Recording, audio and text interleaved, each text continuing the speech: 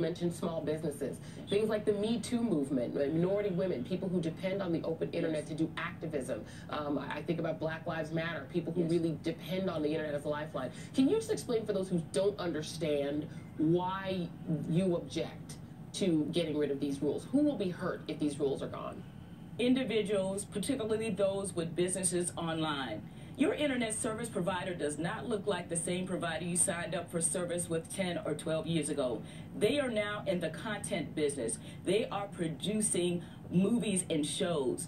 And they even own, and you know this well, they even own media companies. Yes. So they have an advantage. They have content. And if you have a competing business or concern, they can favor the experiences online for their customers over the experiences online in terms of your applications, how your website is being treated, and the access to your site. They can favor theirs and disfavor yours. They can block, they can slow down, they can choke at these what we call interconnection points, which will make the difference whether a customer can get to your website, have a good experience when it comes to your businesses, especially if it's an interactive online experience. Say if I had a competing movie streaming type of service, if I keep buffering or things keep slowing down, then you're not going to watch me. But if they advantage their businesses, then their content and that flow of information will thrive, and others would not.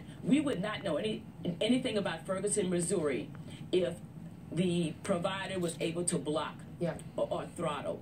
Because the media outlets, you remember, they weren't covering Ferguson. That's right. They weren't covering that movement until that hashtag started trending. That's the power of the internet. We will be better able to tell our stories, to promote our businesses, to enhance our ability to find out what's going on in the world, but not if an internet service provider has the keys to our success, the keys to the internet, that they will be able to block or slow down or inhibit free speech.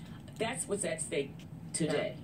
And Minion Clyburn, FCC Commissioner, a lot of people don't know much about the FCC, and they don't realize how much you have been fighting for a very long time to try to bolster the the voices and access of minority media businesses and of all Americans to have access. So Minion Clyburn, I thank you. Thank you from those of us who care about a free internet. Thank you. Thank you very much. My pleasure to serve. Thank you very much. And coming up, Republicans